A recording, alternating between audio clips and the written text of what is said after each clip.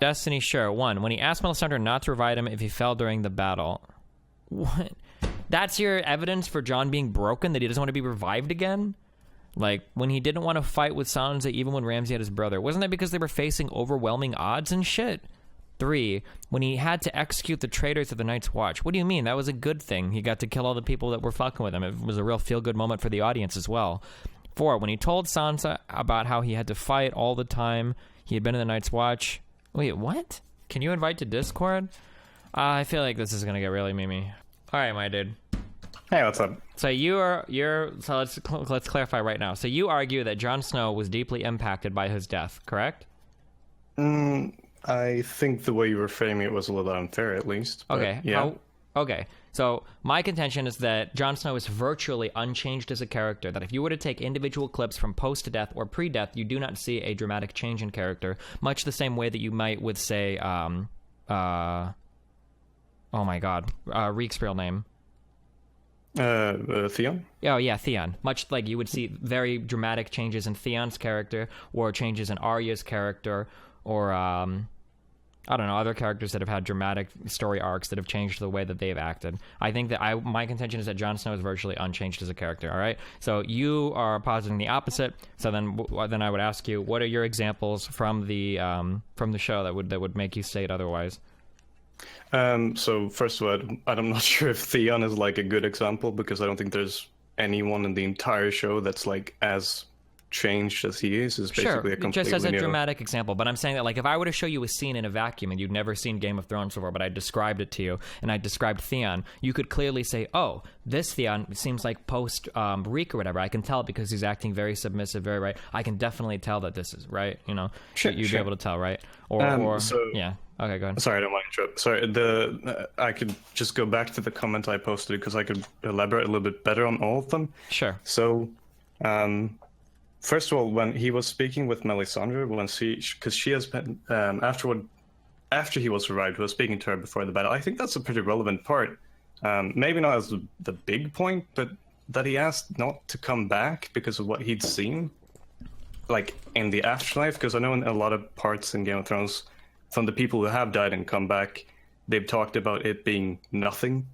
And I think it's a pretty relevant part that he doesn't want to come back to that. And I think that him having seen that nothingness is pretty relevant. Okay, but all you're saying is that he doesn't want to be brought back, but this could be true if he had known what was in the afterlife before dying. This doesn't mark like a significant change in character, I don't think.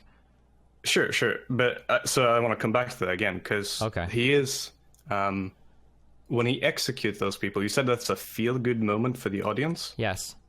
I'm not sure if I agree with that, because you remember I know everyone keeps memeing about Ollie, like the kid who got recruited after his family was murdered and eaten by wildlings.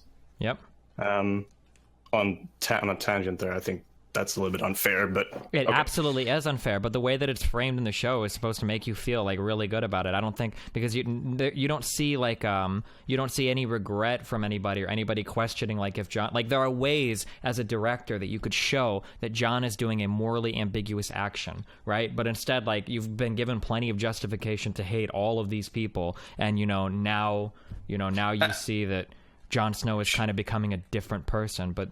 Sure. And I think, like, you could say morally it's correct, but you can definitely see that he's torn about it. First of all... Torn about it? Where? Yeah, sorry. Can I get to it? All right. Yeah. Sorry. So, first of all, the fact that he can't even say anything to Ollie, because he was very close to Ollie. That's been shown throughout the time they've spent together, and he was... Just as Mormont was grooming him to be commander, he was grooming Ollie. He wanted him to be his steward, just the same way. It was like the passing the torch moment. And it's very clear that he was trying to teach him, because there's a very cool parallel where he's training Ollie and he says, keep your shield up, just the same way that we see Ned Stark in the flashbacks tell... his brother, I think it is, to keep the shield up. And I think it was a very cool parallel where he was grooming him to but take like, command. Do you think that in a similar situation, let's say that they had all backstabbed him, but Jon had survived, do you think that Jon Snow wouldn't, like, there's zero chance that Jon Snow would have had these men executed? No, no, I was gonna get to that. With he does tell Sansa afterwards that the point I was talking about where he says, "I'm tired of fighting." You say that if you took him in a vacuum, I'm pretty sure that the Jon Snow before, I'm very certain that he has grown during his time in the Night's Watch, because he also said that the Night's Watch is a joke, which I think they're not handled as well. I mean, I'll agree with you overall. I don't think. Well, going back to the execution thing, do you think that, let's say that they had all tried to backstab, or they betrayed Jon and they all stabbed him, but he survived instead of being revived? You think that he wouldn't execute them all? He would just let them all walk? He'd be like, oh, well, I forgive you guys. No, the execution itself, obviously, the execution itself would have always been the same thing. But what would have been different? Well, the thing is that the hesitation he does before, this is obviously, it's the hesitation he has before the execution, I think shows a lot. And the fact that he looks at Ollie and can't say anything to him. And well, what would he say to him otherwise? If before he was a changed man, what would he say to Ollie? Sorry for hanging you? I guess that's actually fair. But it's just something in his look, I guess. But I think the main point this is like my problem is that... Oh, sorry, go ahead. Want to get to... Yeah, I mean, if you want to, but I want to get my to problem the last part. in looking at all of these, my problem is that, like, if in a good character development for dramatic changes in character, I should be able to point to very clear actions where I can say, look, this character is very clearly different, right? But you're like, the moments you have are like, you're reaching really hard. Like, well, he didn't necessarily do a different action, but if you look at the look at his face before he does his action, sorry, the look I is wanted kind to of get different. to. I wanted to get to the. I think the main point, as I said, is when he says, "Do you doubt me?" What? No, he said. Sorry, it sounded sarcastic. Oh wait, or whatever you said didn't go through. Sorry, so I didn't hear it. Oh, sorry. You sounded really sarcastic, so I don't know. The main point, I think, is when he's speaking to Sansa when she comes back, and she's saying, "We need to fight for our brother." You said that was because they were overwhelmed in power, and I don't even think he was. They weren't even talking about fighting force. She didn't mention her assets or anything like that. He just said he was tired of fighting. He'd been fighting all his life, and that he'd have to hang a boy. And the fact that he had like sent the people to the same nothingness that he'd experienced himself. I think that's a fairly relevant part. But you're reading into that really hard. He never did he say anything to Sansa that gave you the impression that he didn't want to kill people anymore because he was worried about sending them to the same afterlife? What was it? Well, specifically, he's tired of fighting overall. I mean, he had a very upbeat fighting spirit. I mean, not upbeat, but he'd been very, very eager to fight and eager to prove himself and eager to like show that he's better than people, which also comes from the fact that he was living in Robb's shadow his entire life. But then throughout, a lot of people helping him, and a lot of like wisdom and guidance from other characters like Aegon. I think that he does grow. I mean, he gets a lot of shit for. I mean, I think Daenerys is way worse in that regard with being a Mary Sue. Although, that you can talk further on that as well. But Jon Snow has become a Mary Sue by season 6. It's undeniable. I'm not sure if I agree. Why did Jon Snow deserve to win the battle against Ramsay? I think this is one of the worst parts of the entire series. He didn't win the battle though. Okay, I don't think we're ever going to agree on this. He clearly won the battle. Like, he survived, all of his friends survived, and you even got the big payoff moment where you got to beat up Ramsay at the end. Wait. All of his friends survived except for the giant brother? Wait, what? His brother. Yeah, his brother died at the beginning, but all of the main... Because it's his fault. But you don't care. No, you don't... First of all, the brother was always dead, so it's not his fault. Secondly, you don't really care about the brother, right? We've seen this guy for all of like 5 minutes through the entire history of all 6 seasons of the show. Do we really care if Rickon dies right now? Like... I mean, I was the biggest fan. I mean, yeah, I think so. I mean, if you say we might not agree, I mean, if it's just, do we care about him? Yes or no? It's pretty hard to argue that. So we can argue that you could care about him, but if you do that, you have to admit that it's at least handled in such a shitty way that you don't. The only way you can care about him is by you saying like, oh, well, why do we care about this character? It's like, oh, well, it's his brother. Oh, okay. So even though we have no screen time with him, we don't know anything about him. He has no personality. He hasn't contributed to any part of the story, at any part like whatsoever. We care about him because what? Really, Rickon? Did I miss all of this? Rickon is no. He's not a huge character, obviously, but he has parts, and we do know who he is, and He's a Stark. Okay, I mean, describe Rickon to me. like personality or Yeah, background. talk to me about or... his personality. What? Like, talk to me That's about the one Rickon. thing, yeah, that hasn't been developed, I guess, that much. But he's What's his also whole character young. hasn't been developed? Tell me about his personality. Like I said, we haven't seen much of his personality. So then, how I are you suppose. supposed to care if he gets killed? Prince Rickon Stark is a reoccurring character in the first, second, third, and sixth seasons. He's played by guest star Art Parkinson and debuts in the series. Wait, is this from the wrong? Like, why do we care when the Hound dies, right? We care when the Hound dies because we've got a ton... Or, I'm sorry. Not the Hound. Hodor. We care when Hodor dies for a lot of different reasons. We had a lot of screen time with Hodor. We have very strong feelings about Hodor. Hodor is... he's a very large man, probably somewhat powerful, although not a fighter, right? He has a childlike innocence, right? You could describe him as being very childlike. He's very protective of Bran. He'll do anything he can to protect him. Even that, like, I can give you all, and Hodor can't even fucking talk, right? But I can describe Hodor at length, and I can give you a lot of reasons to care about him. Sure, but for I Rickon, who is a fully functioning person, is not crippled and he can talk, you can't give me like a single descriptive adjective to talk about the character other than. I mean, he's timid. He's a bit playful. I mean, dude. Do you know that he's timid? We don't actually know that. You're just assuming that because he's never done anything. No, wait. Well, what are you saying I'm assuming? We have seen him. We have seen him talk with Osha. We've seen him talk with Bran. We've seen him interacting with his wolf. We've seen him interacting with his siblings. Barely. No, let's see. Like, I mean, it feels to me that you really want to like this, so you're willing to give a lot more credit and invent a lot more story than what was actually shown in order to make it work for you. But I don't think this is a legitimate way of analyzing fairly the show. you're saying, why do we care about a character and then... I don't know. Because typically when you make these, if you're arguing about a text or if you're arguing about a show, you have to cite examples in the show. And usually you need more than just, well, he's his brother to make an argument in favor of something. Not all I said, though. But... Well, but that you said he's timid because... I guess, but... Like, you can't speak at length about his character, and he's been in the show for 6 seasons, and you can't really talk about him at all. Like, I think that's a poorly developed character. I guess I didn't really...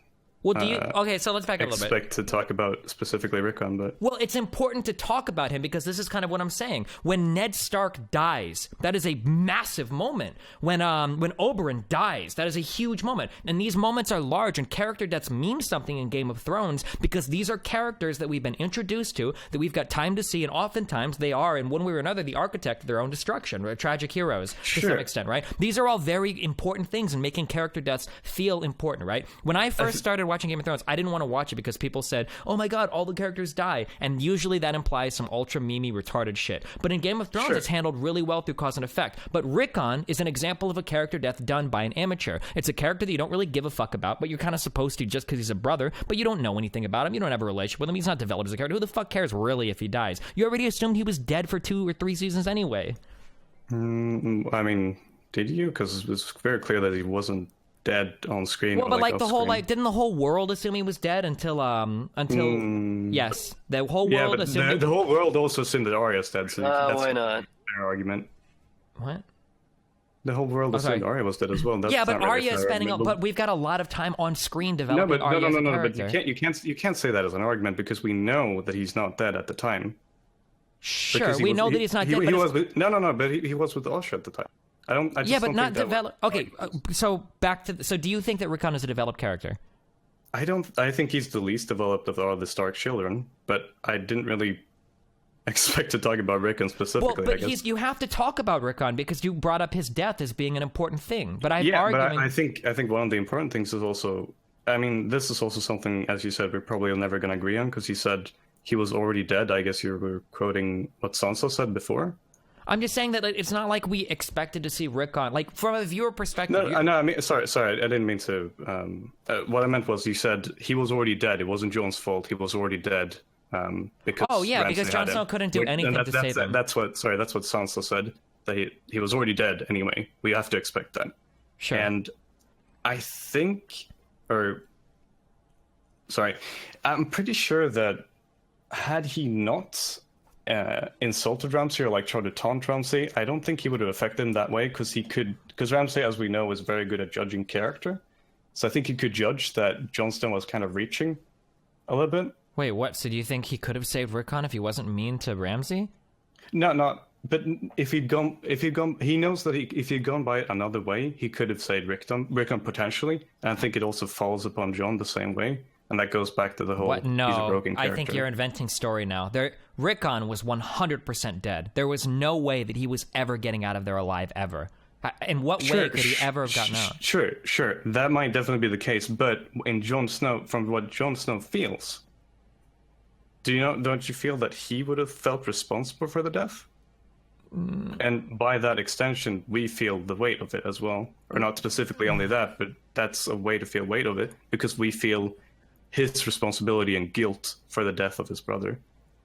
I don't agree. Again, like, this is all story that you have to invent in your mind to make it work. You're saying, well, maybe Jon, in talking to Ramsay, maybe Jon thought that maybe there was a way that he might have been able to save him. So when he dies there, like, we can skip that entire part. Even if you skip that entire part, he would still feel guilty about the fact that he could have kneeled and given up the entire war. Maybe he could have saved the brother, right? He would still feel that. Even if you skip that entire part that you say is... yeah, sure, but what I'm talking about is showing this in a good way for it to make sense on scene. For instance, when Cersei's son commits suicide...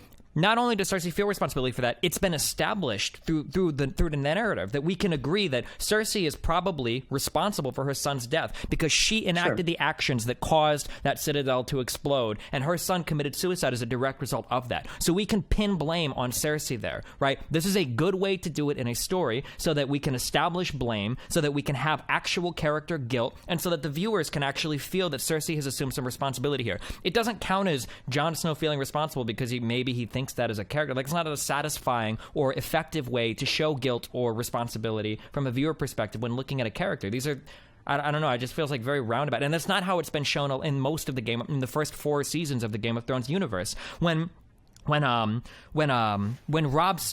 and all those people who get killed at the Red Wedding, right? That is directly the responsibility of Catelyn and Rob, mainly, right? That is their that's on them. They were the architects of their destruction. Not by any roundabout, well, maybe they feel responsible. But no, like, he betrayed his promise to Walder Frey, or whatever the fuck his name is. He betrayed his promise to him. He went to a fucking celebration, and he fucked everything up, and they got killed, right? When Catelyn releases Tyrion or captures Tyrion and gets her husband killed. Catelyn started all of that by capturing Tyrion. She was the one, really, right? But all of these things, I can make rock solid arguments, not only in world, but for the viewer to feel the responsibility on those characters. But for Jon Snow to be responsible for Rickon's death, like, you got to reach really hard to get responsibility or guilt there, I think. Like, he can feel bad about it, but it's not going to be like he's responsible for it, I think. Not in the same way as the others. I completely agree with that. But in the same way, I mean, I guess it is. Maybe it is reaching a little bit, actually, in saying the whole he's experienced the nothingness. I just felt, maybe I'm mixing it up a little bit with the books as well. I just felt that it really, really feels like he handles and views death differently when he's come back.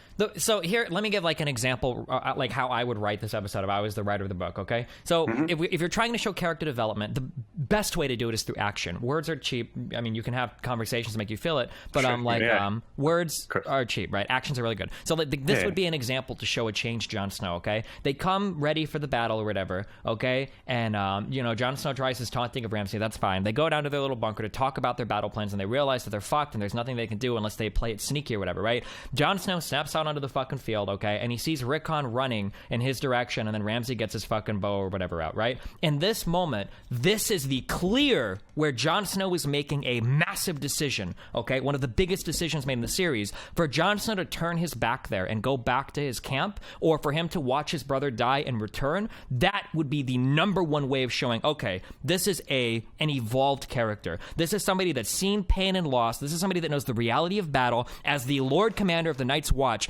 this is a character that we have never seen before. This is an evolved, changed Jon Snow. But instead, we got literally episode 1 of Game of Thrones Jon Snow, where he loves his family so much he's gonna act like a total fucking retard to run out and save them, and he runs onto the fucking field even though Rickon is dead, and he runs out knowing that his whole army is gonna die and it's a bad choice, even though they had just had a conversation like 10 minutes earlier about how they couldn't go out and get surrounded, and he runs out.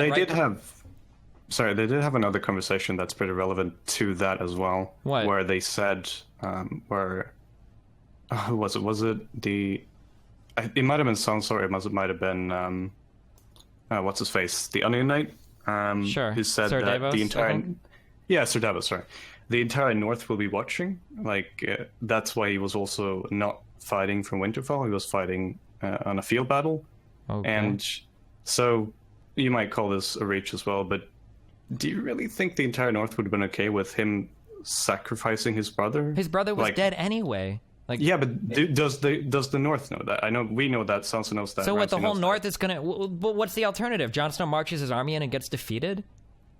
Like, yeah, I mean, there's no good choice. I mean, you're no, there saying is a good choice. it's- You watch him die and you play the battle out like the Lord Commander of the Night's Watch would do from all the things that he's learned in battle. But I mean, in the same way, I think the right choice would have been for Ramsay not to leave the gates. But apparently, this was a relevant part that they established. Well, Ramsay Because can obviously- leave the gates sorry, because he's obviously got... they wanted a field battle because that looks cooler. But Ramsay they can established leave... that Ramsay did everything thematically to win that fight. He deserves to win it in every way. He baited Jon and his entire army onto the battlefield using a single boy, and he did everything he needed to win that fight. I think that Ramsay thematically deserved to win it in every size, shape, and form, but he only loses it because Jon Snow is our archetypal hero, and we'll have another army swoop in at the last minute to save him, because Ramsay apparently can't scout or know of like hundreds of thousands of troops or tens of thousands of troops moving throughout the entire night. He has no way of knowing any of this, I guess, because Jon Snow is an invulnerable character, right? but that wasn't on Jon Snow though.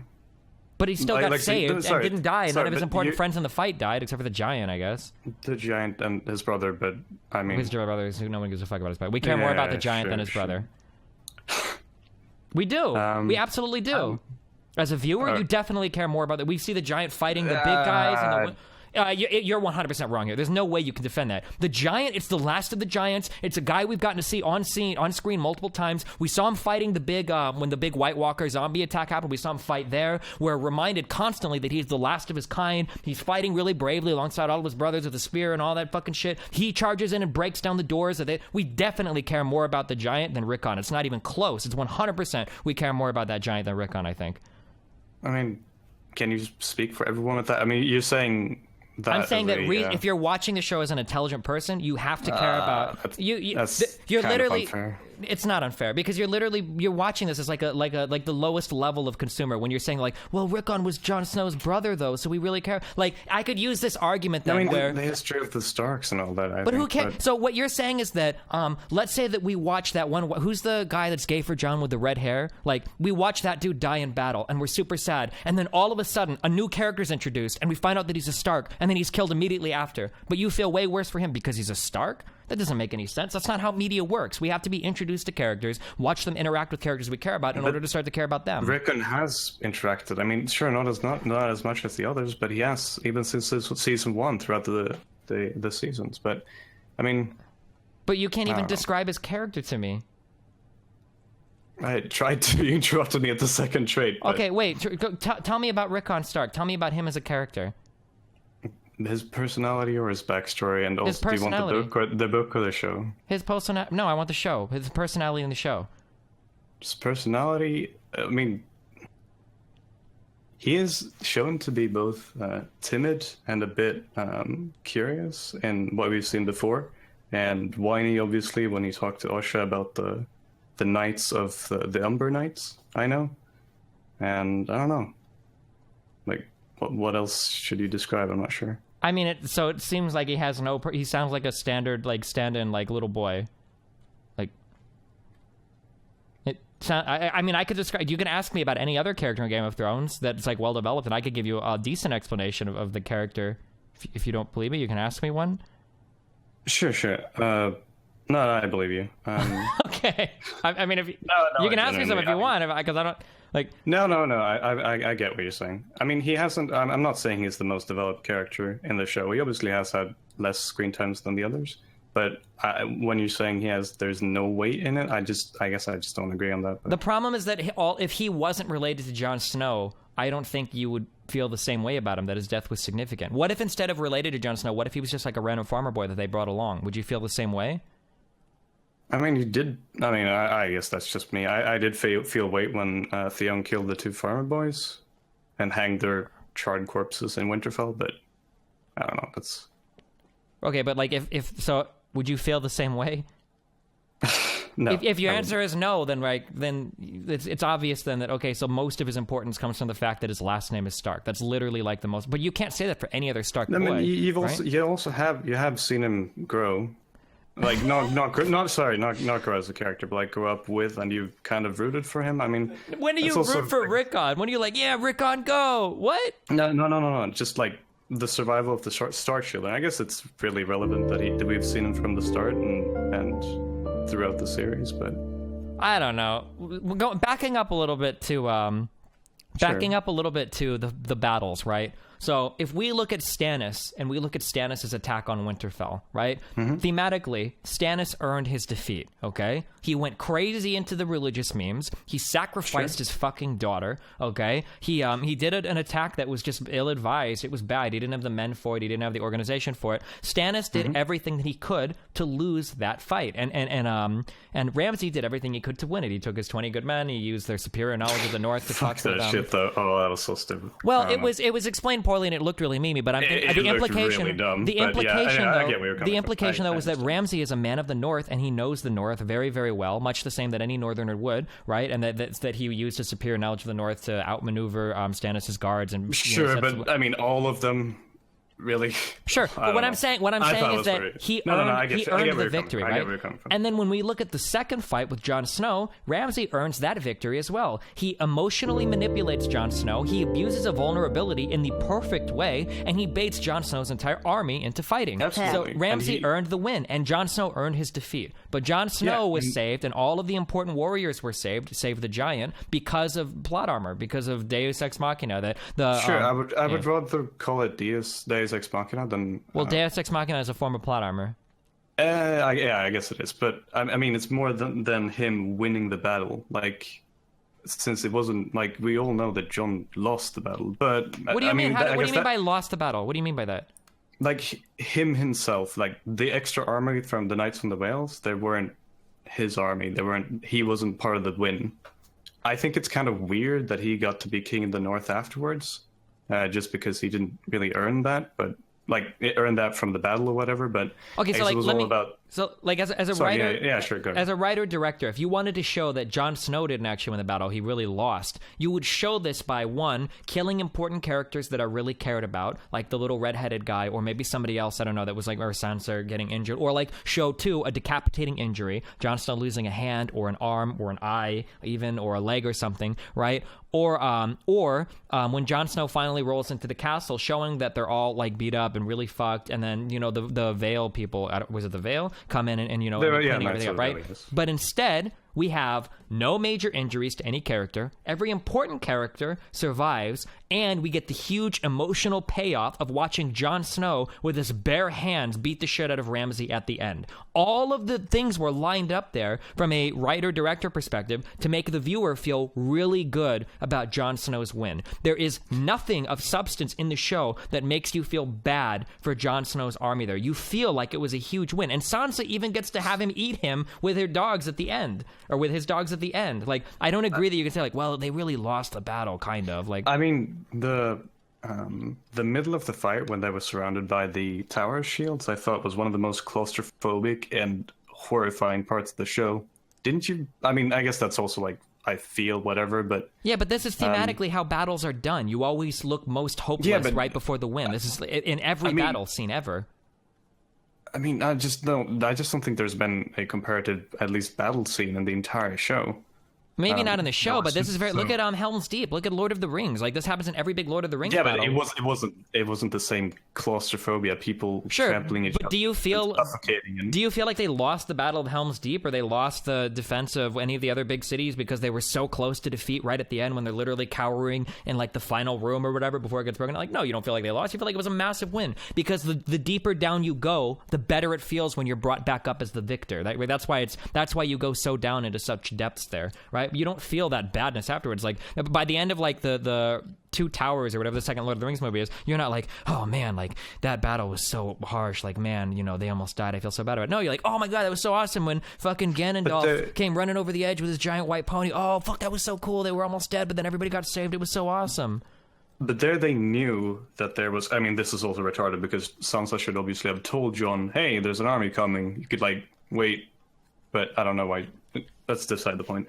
They knew that the riders of Rohirrim, I think it is, were Rohan? coming.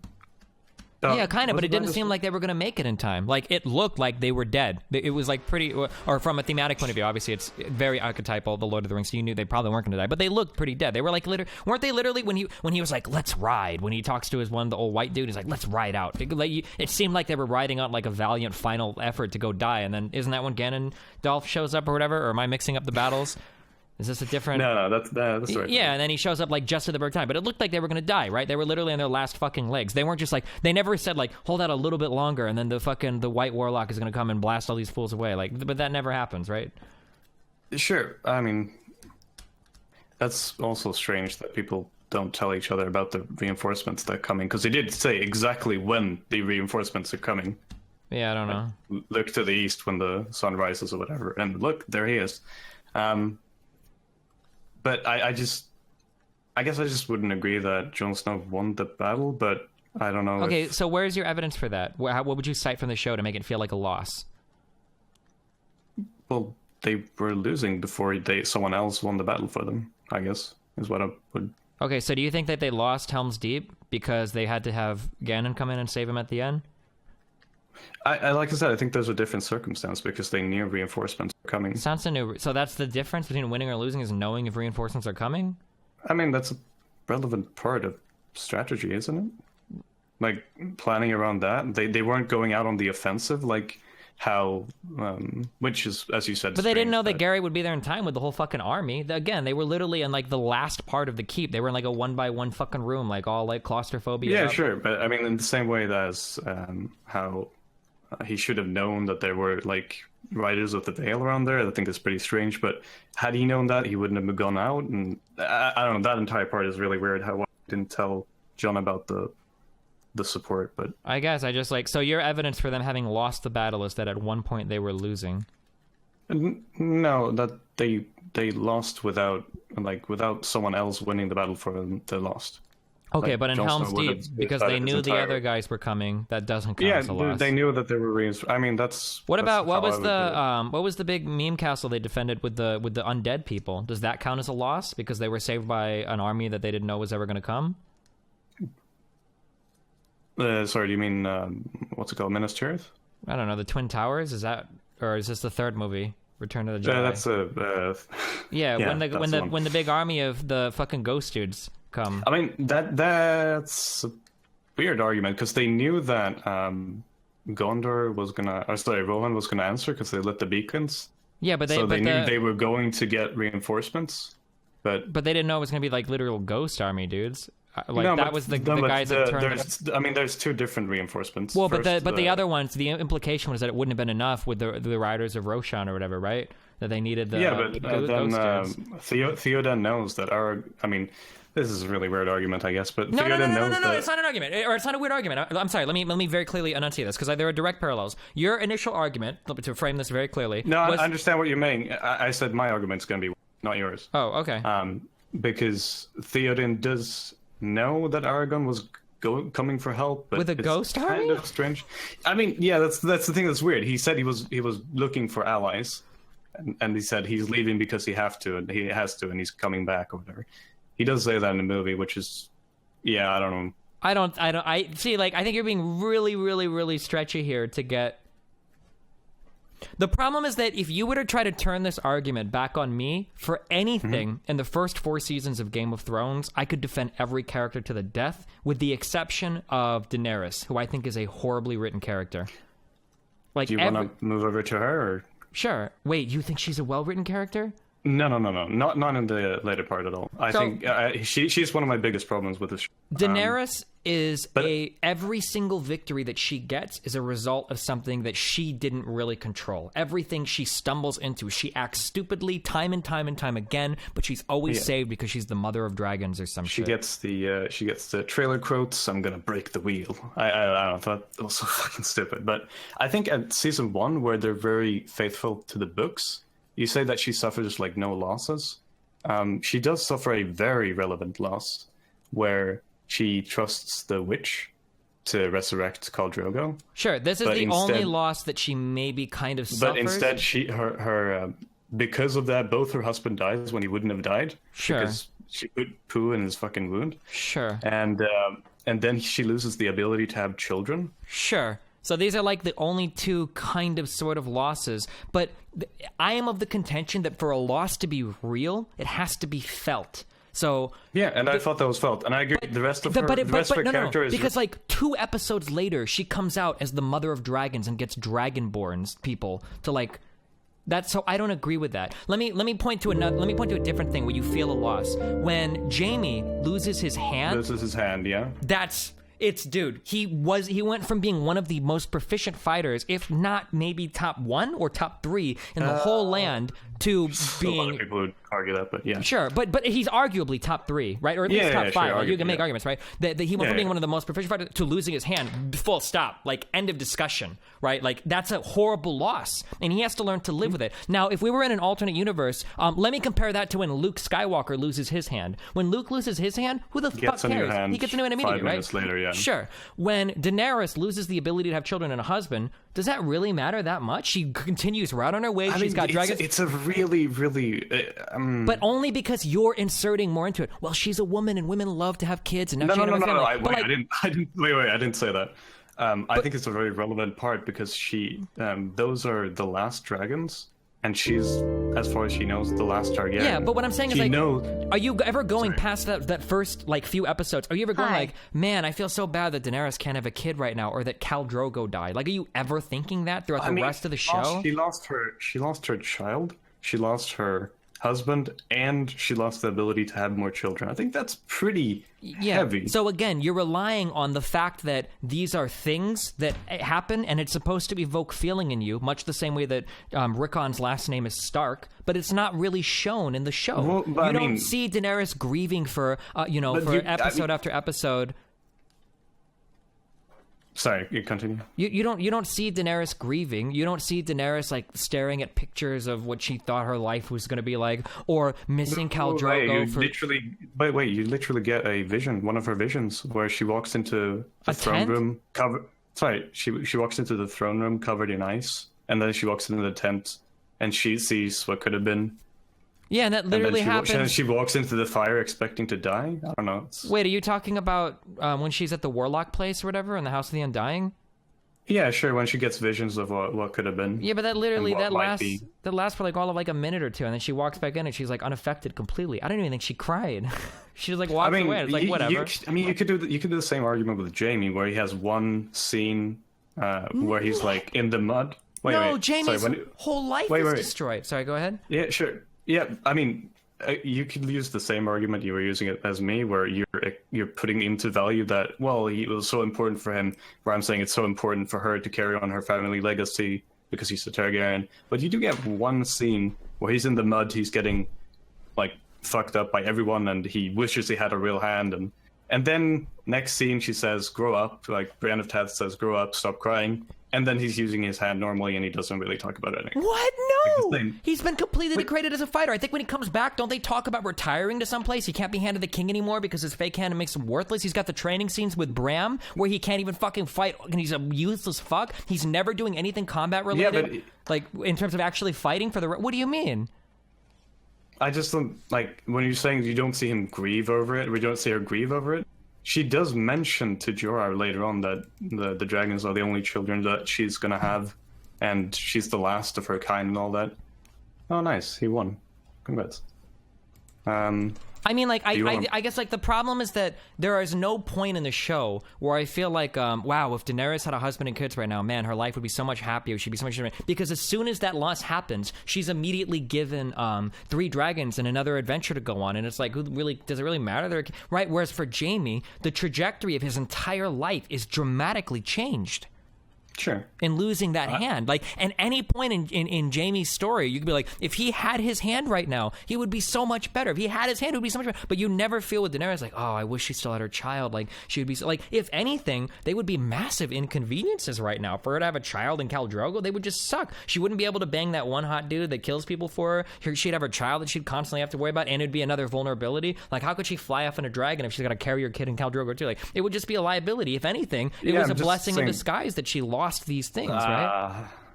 No, it's absolutely like, this is what I'm talking about. When you have like a loss that actually like it's kind it kind of lost. Like, but was it really? Like, do you really feel like she's worse off for it? At the time, it was definitely a loss. I agree with that. And like for that one episode, not just the one episode. She lost the Blood Riders. She lost the army because they're not going to follow a call that can't. Yeah, but she gets another army next season. She gets huge dragons.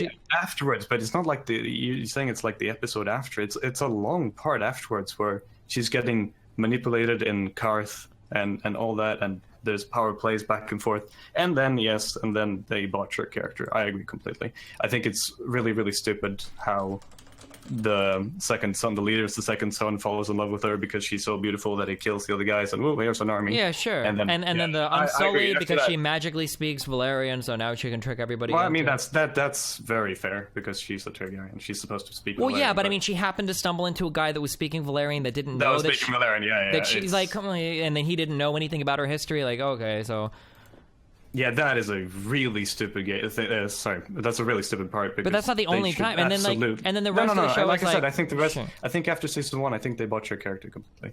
But I do feel like it has a lot of weight. Yeah. Wait. Hold on. What Lavender just said in chat. If we had gone through her not losing her children or Khal Drogo, if they would have never existed and she was given 3 dragons in another way, it wouldn't change her character in the slightest. It would have no bearing on her whatsoever.